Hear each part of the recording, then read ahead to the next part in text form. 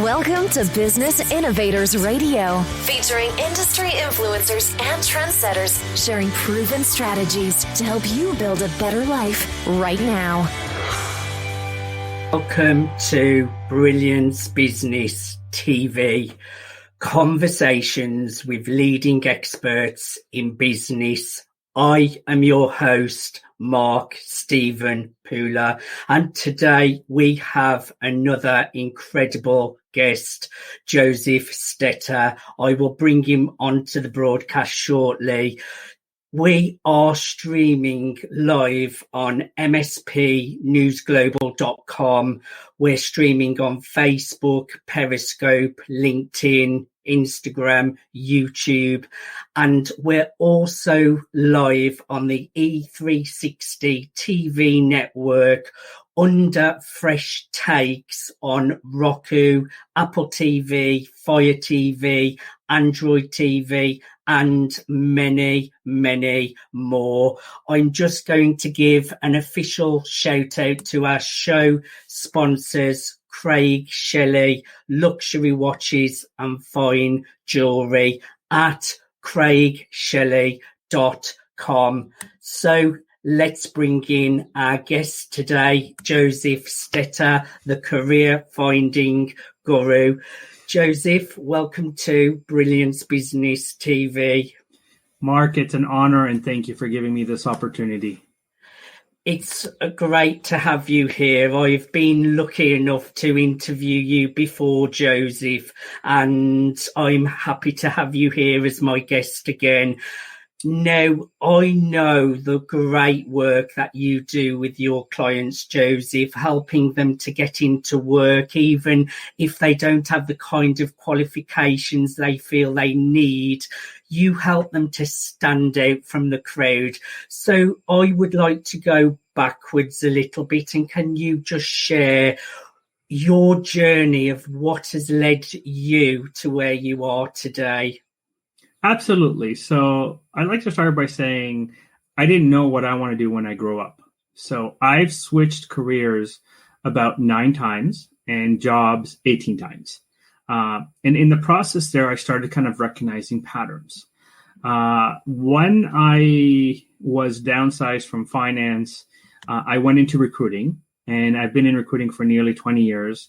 I've recruited for companies like Deloitte and Touche, Apotex Pharmaceuticals, IBM, Aecon Construction, and kind of learned patterns through my recruiting.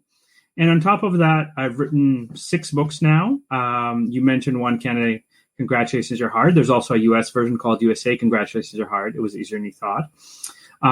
And I've personally coached 11,000 people. I have a 90% success rate of finding anybody employment in any field in under 3 months. And the fastest I found about 30 people a job is 2 days. So I've kind of created a system where I focus on here's the mistakes or here's what you're not doing. And that's why no one is responding to you, as opposed to kind of regurgitating, you should do this and you should do this. I actually say, no, go do this. Here's the result you'll get. Here's why, kind of thing. It's really, really interesting work that you're doing. And have you got any stories, Josef, of where you have had to find your own job and you've had to put all these skills that you teach your clients now? Give us some examples of where you have had to do that. So, obviously, like when I switched careers 9 times, I had to kind of go back and show that I have the transferable skills. So, for example, I got hot, like, even though I don't have an official university degree in HR, I've been in recruiting for so long and I've written 20 manuals for companies. So I was hired by an experiential marketing firm to basically be their HR manager or co-HR manager, where we had a team of 10 and our job was to recruit, let's say, sales professionals or marketing samplers across Canada in a very, very short time frame. When I came in, I kind of said, here's the results I produce because this is how I do things. And we were finding as many as, let's say, 300 people a week across Canada to find that. It wasn't the designation, it was the salesmanship. It was the fact that I could teach the rest of my team salesmanship for it and what I can do. But on the flip side of it, let's say in terms of career coaching, my brother was finishing his third year mechanical engineering, applied for an internship.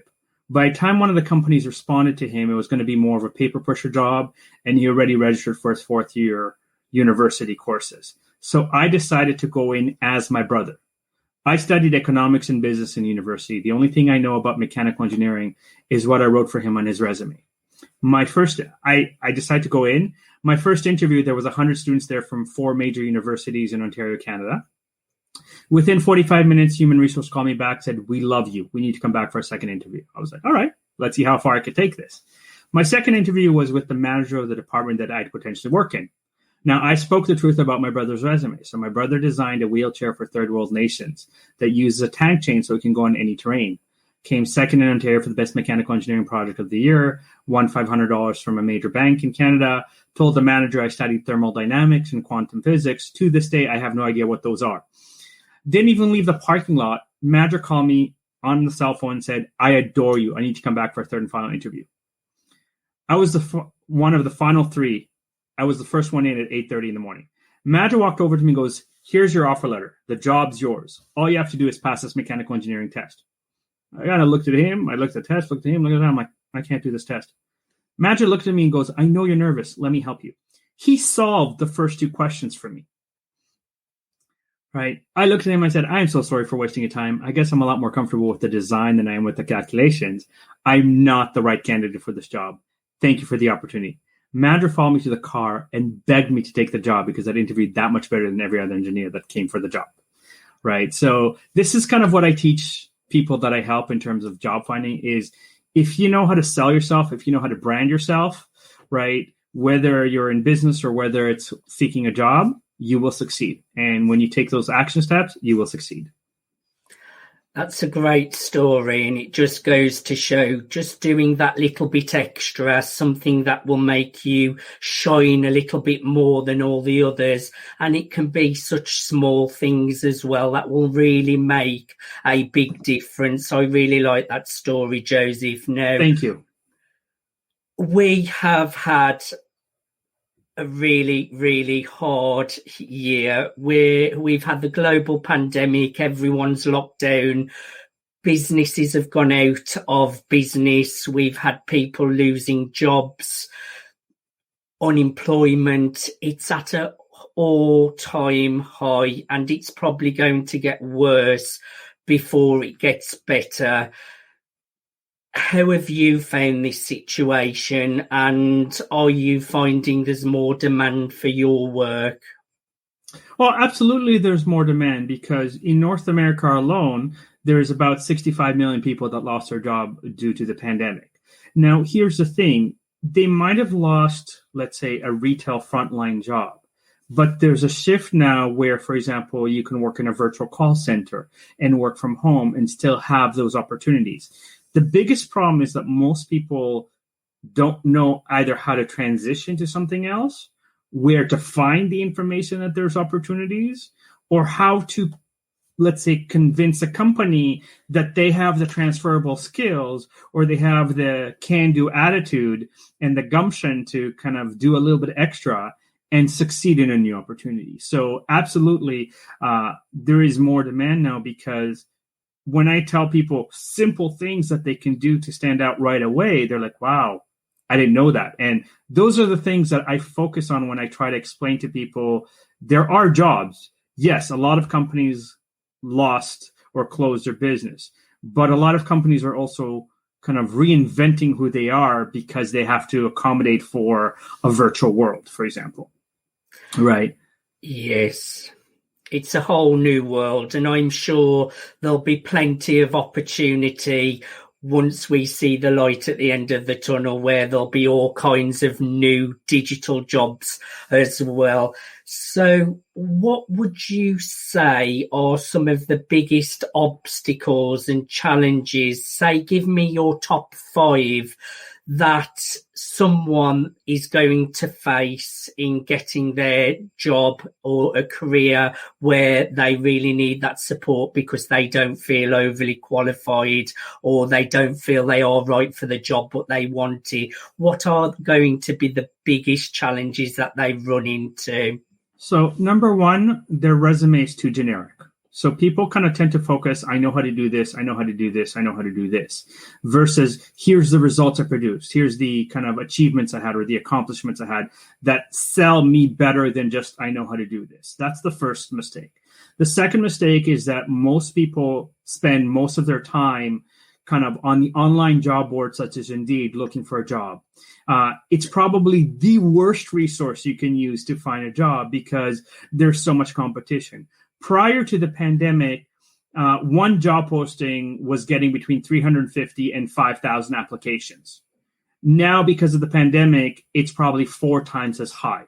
So if you're sending a resume to a job posting, and let's just say there's 1,000 people sending, most companies look at the first 100.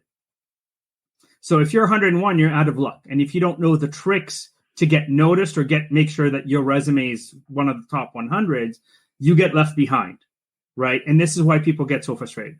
The next mistake I would say is that people are very passive.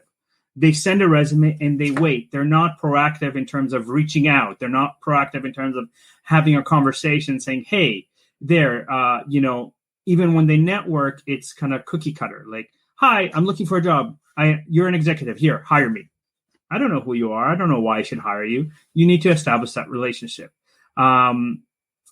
And also, I'd say the next part is if they do get interviews, for some reason, we've been programmed to just kind of repeat skills.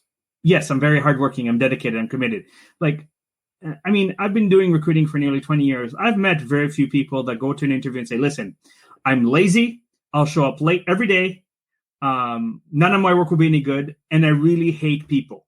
Please hire me. The only way that would work, and then you might be able to get away with it, is if you're related to somebody higher up in the company, or you're potentially having an affair with them. Let's be honest, right? So the more generic you are, the more you blend in, the more they don't care.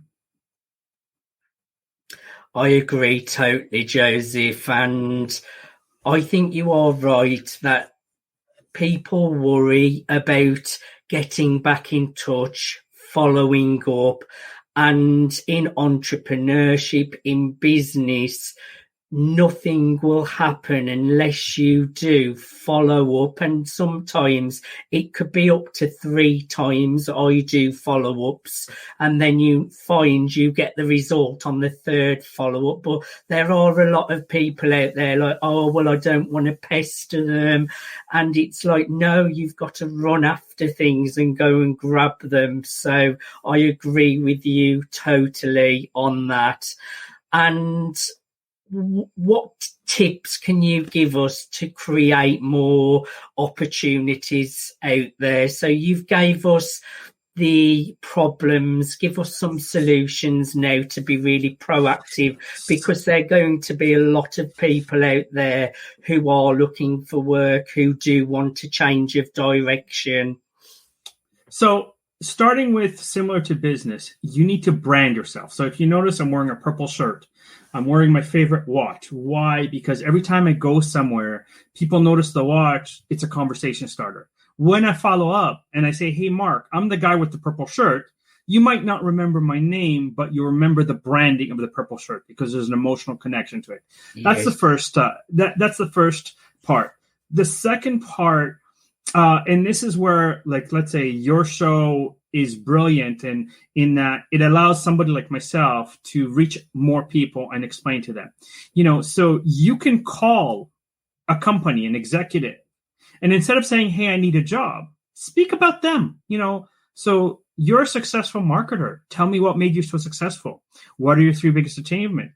Once I build that relationship with you because you've talked about yourself, and I ask you to open up your network after we've established that relationship, you're probably more likely to open up and introduce me to people than if I just came and said, hey, I'm looking for a job. Can you hire me? Right. Thirdly, you should kind of focus your career search in 5 different ways. 10% of your time should be the job boards, like Indeed. Now, one of the things to remember is that you can have the job posting emailed to you. So instead of having 8 hours a day of scrolling through pages and pages on Indeed, do it once and then have Indeed email you daily the new job postings. Now, in that, let's say if you posted your resume at the beginning of January on Indeed and you haven't touched it, you're probably on page 6,000 by now. No one is seeing your resume. So in order to be noticed, for example, every night before you go to bed, and especially for people that are in Eastern Standard Time between 11:45 p.m. and 2:45 a.m., go anywhere on your resume, press the space bar, and press save. The moment that you make any minor modification to your resume, you are considered a new resume. So you're refreshed in the database, and you've increased your chances of being noticed by hiring professionals.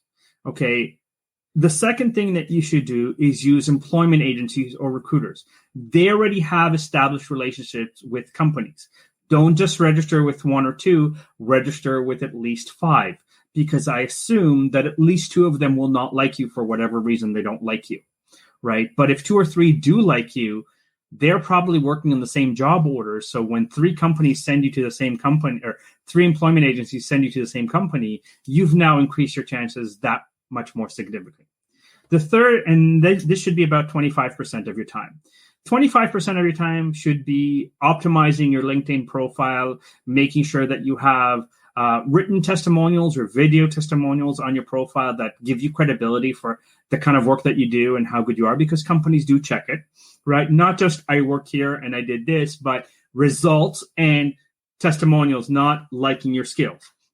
That's 25% of your time. 25% of your time should be strategic networking. And again, when you go networking, brand yourself a certain way, have a conversation about them first, and then tie it into what you're looking for, right? And that should be 25%. And then the remaining 15% of your job search should be picking, let's say, 10 companies that you really want to work for and starting to build that rapport slowly but surely in order to be successful in creating a position that doesn't exist, which is the best position you can have because you get to dictate the working conditions, the environment, the pay, everything like that, because no one's ever done this role before. And that one usually takes the longest, but it's the most rewarding if you're ready and willing to put in the time and the effort to kind of go, I want to be this, for example. Joseph, there's some real pearls of wisdom there. What I did like, and a lot of people just would not know, that by going on and updating or making an adjustment, it bumps their resume right back to the top, so it's got more chance of getting noticed, and people just would not know that. So that is just a great word of wisdom. Now, if a client was coming to you, what does that look like when you start working with them? What's the process? What do you do with them? So first of all, I try to understand what's their focus: security, income, growth, or happiness, let's say. Are they driven by money? Are they driven by the job title? Are they driven by, happiness in the job? Second of all, are they looking to stay in what they've already done, or are they looking to change? Once I understand that, it's kind of like, okay, let's rebrand your resume in a sense that we have personality with color that you like, different font than everybody else's uses, the results that you produce that I don't need to guess, because somebody writes, hey, I'm very good at analysis. I can create reports. I don't know what that means. For all I know, you did analysis on 2 variables and you wrote me a 1-page report. Whoop-de-doo kind of thing. I'm not that excited, right? If you look at Mark, and since we've kind of worked together, when we talked about you publishing an article of experts, you guaranteed that 100,000 people will view that article, right? To me, as someone that's trying to grow my business, I'm like, wow, 100,000 views, that's great. That can open a lot of doors. I need to know that result versus I can get you some social media traffic, right? Because I don't know what that means, right? If I have 5 likes on my thing, I can get 5 likes on my own. I don't need to hire you, kind of thing. Right. And then we kind of like, so I've kind of created a system where it's called the Land Your Dream Job Now program. And you can either do it online by yourself or you can do it with me. And I've basically put my 25,000 hours of experience and knowledge into, if you don't take action, you'll fail. But if you take action, I guarantee the results, because you cannot fail, because your resume will stand out. The way you're interviewing will be specific and to the point of what companies are looking for. The way your network will be targeted. The way that you brand yourself when you network will tie in. The way that you use LinkedIn will be targeted, right? I have clients that I literally change their LinkedIn profile at 6:30 a.m. Eastern Standard Time. By 10 a.m. Eastern Standard Time, 3 different companies called the person that I changed their LinkedIn profile, said, can you come in for an interview today? Kind of thing, right? Because, again, knowing, not that I'm a social media expert, but I know this is what the science is behind job searching. In my program, I have 15 templates for resumes, how to interview correctly, how to network correctly, how to negotiate salary correctly, how to beat the databases, how to work with employment agencies, how to ask for referrals correctly, how to think outside the box. And when I say think outside the box, for example, buying a box of donuts and sending the box to the department that you want to work in, and inside the box is your resume, for example, right? It sounds silly, but it gets noticed because the team's eating the donuts. Like, wow, he bought us donuts. He's not even part of the team yet. It creates that interest. It creates that, and so to be creative about that, mistakes to avoid, where you can network. Here's the agencies that you can work with. Here's all the job boards that you need to know about. Pretty much, I've done all the homework for you. All you have to do is take action. Again, just great tips. And I mean, that is going to impress your new employers or your new to-be boss, getting a packet of donuts and before you've even got the job.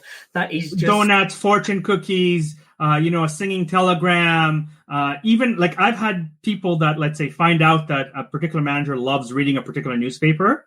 So they showed up at 5:30 a.m., waited for the delivery guy, and then stuffed their resume in each section of the newspaper, for example, right? So there's a lot of ways to be creative to get noticed. You just have to take a little bit of effort to do so. But that is actually doing a few things as well, Joseph. It's building a relationship and it's showing that you've put thought and you've made effort. And that shows that you're really serious about what you want because you're going the extra mile. Just really, really great tips. Now, Joseph, we're going to a commercial break, so bear with us. Thank you, everyone, for joining part 1 of Brilliance Business TV. We are here with Josef Stetter. He has shared his background and what has led him into what he does today in helping individuals to get their dream jobs and careers. He has shared some of the challenges that we're facing right now in the jobs market and career market, and he has shared a lot of tips. So join us after the commercial break when we'll go into more detail of Josef Stetter. Join us in 1.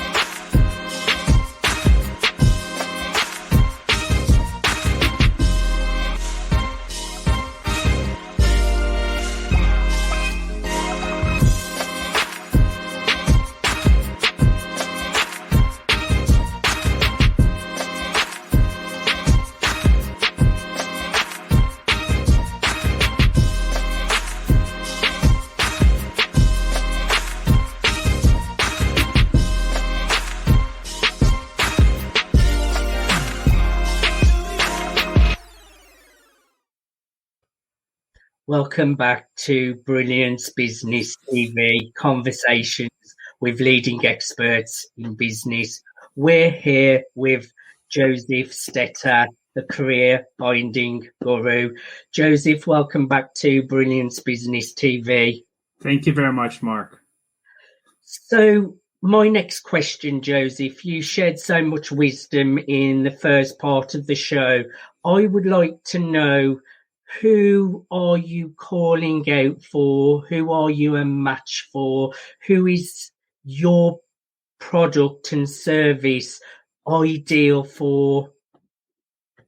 I would say that anybody that's kind of career focused, that's looking to make, let's say, $60,000 and above, because again, the entry level jobs like working in a call center, if you're proactive, you don't necessarily need my services, but some of the tips that I gave in terms of giving results, like when I worked back in the day in call centers, I wrote on my resume, I answered 100 calls in 8 hours or 150 calls in 8 hours.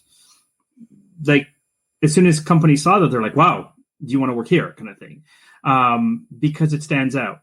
But anybody that's career focused, and the career focus is just enjoying what you do, having that, professional side of things. So I usually work with engineers, accountants, financial professionals, construction from site supervisor to project and above, let's say, medicine, pharmaceutical, environment, law, generally in the service industry is kind of where I focus most of my efforts, because those are the ones that usually, especially if you've been working for a company for a very long time, you might have forgotten all of these things that you need to do to get hired.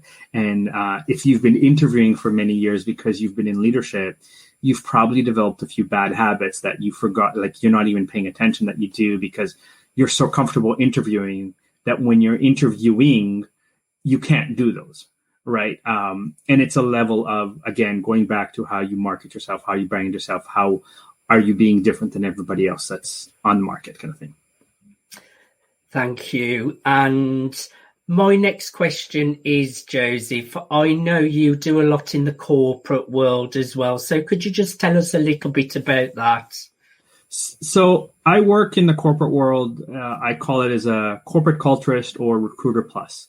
So I help businesses hire the right people and keep them. And I service businesses in 5 pillars. So the first is obviously recruiting and headhunting.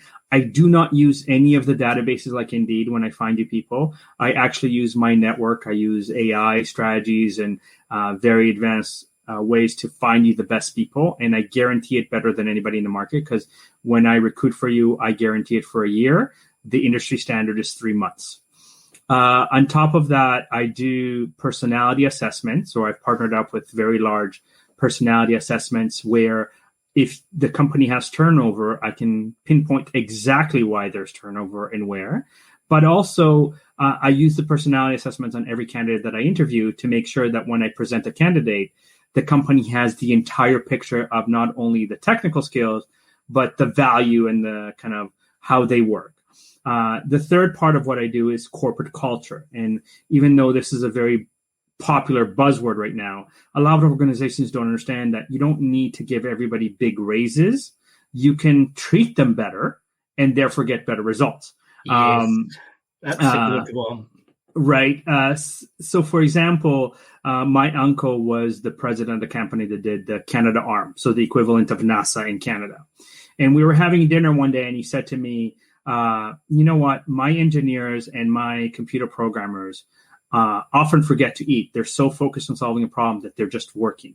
I said, okay, let's do this as an experiment for the next month and a half. I want you to send somebody from your company to Costco once a week and buy, fruits, granola bars, cookies, gummy bears, chocolate, and leave it in the lunchroom.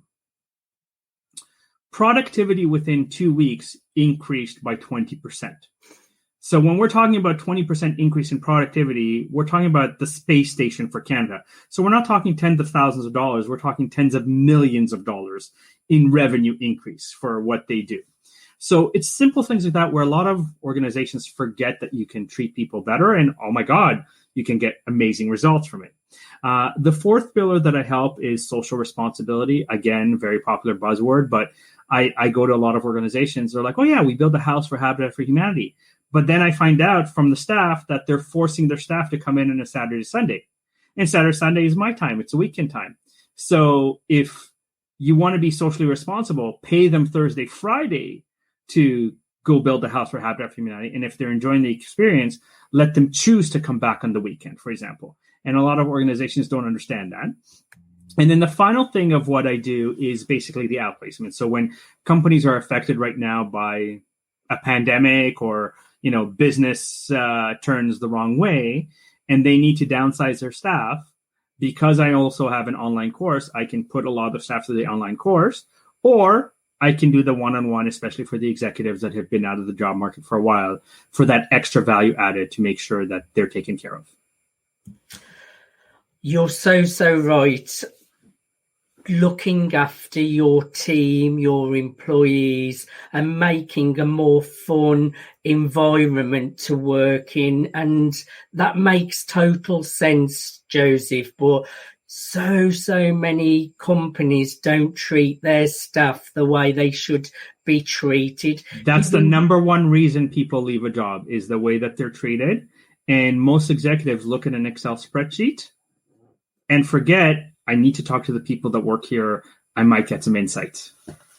Definitely. Now, you are building such a great Facebook community, Joseph. Tell us a little bit about this. So I have a Facebook group called Land Your Dream Job Now. And basically part of that is kind of motivational quotes, tips. People can kind of ask questions in the group and I try to answer them. I do a variety of webinars, so people that are in the group can kind of join the webinar. They can get information on the online course. They can get information about kind of working with me one-on-one. Again, it's designed to help people go to the next level of where they want to be, right? Even if they want to be an entrepreneur, and I fully support that. Sometimes, life happens, like you go through a nasty divorce and you need to get a great job or a great career to finance your dream of becoming an entrepreneur, right? Or pandemic hit you and you've lost a great job and you want to get back into what you consider to be your identity or what you consider to what you're good at. And so I'm here to kind of go, here, I've given you free tips now as part of this interview. Imagine what I will give you once I get into the details of literally kind of optimizing everything, where you're getting responses in as little as a few hours sometimes. But, the fastest I've placed people is 2 days, exactly in their field and exactly what job. And I've worked with a lot of, let's say, new immigrants that had zero Canadian experience and got them hired in their realm or in their career. I've had people that have had criminal records that I got them hired in, finance, even though they had a criminal record, because I know how to address certain concerns and bring that to the table from a perspective of success, right? And my focus is to help as many people as possible realize not only that there's hope, but there's plenty of opportunities if you know what to do and you're very strategic in approaching your job search. I would encourage everyone to join the Facebook group, learn, grow, get out there into the world, land your dream job. Go to Land Your Dream Job now. Joseph, I have really enjoyed having a conversation with you today. Is there anything we did not cover that you'd like to share? First of all, the pleasure and the honor was all mine. Thank you for the opportunity, Mark. It's my pleasure. And again, I want people to know that they can ask me a question. Like if they want to have a quick conversation with me for the sake of just asking one thing, even if they're not necessarily ready to invest in my program, I'm here to support them. I'm here to kind of give them those tools or resources, because you know what? If there's one thing I'm learning is that the more you have people around you that support you, and, Henry Ford was kind of on trial for not being intelligent enough to run the Ford Motor Company. And in his trial, the lawyer asked him, who in history did blah, blah, blah? And he looked at the lawyer and said, who cares? Why do I need to know that? And the lawyer said, you see, you're not intelligent enough to run the company. And he said, no, I'm intelligent enough to press a button because I have this thing called a phone, and I can bring you whatever expert in the world that knows history to answer your stupid question. My mind is focused on building a car. That's all I need to know. I don't need to know about stuff in history that is irrelevant to me, right? And so even for me, as much as I love helping people find a job, I reach out to somebody like yourself, Mark, because you're a brilliant marketer and you do great PR and you've produced results and I've seen the results. So I come back to you, right? And I go, okay, let me surround myself. If I'm not very good at the marketing side of things, let me hire great marketers. If I'm not good at accounting, I have a great accountant. You know, if I need to create legal contracts, I hire a great lawyer. And this is where myself as a resource to find jobs, it's like I can give you that one tip that will push you over the kind of wall that you keep hitting to actually find the result or produce the results. And then even if you didn't hire me officially, but I produced the results, I would love to hear from you. I'd love to have that testimonial that, you know what, you had one conversation with me and what a difference it made kind of thing. And that's a great thing about you, Josef. You are very giving. Even today, you've gave a lot of your tips away and some of your strategies. So I can imagine when people are working with you, you've got a lot more to give them, and it's only the icing on the cake. You can. I could probably spend 3 days and still not get through everything that I need to get through in terms of giving people the aha moments that will make such a huge impact for them. Josef, thank you so much for being on the Brilliance Business TV show. It's been an absolute pleasure. Thanks for listening to Business Innovators Radio. To hear all episodes featuring leading industry influencers and trendsetters, visit us online at businessinnovatorsradio.com today.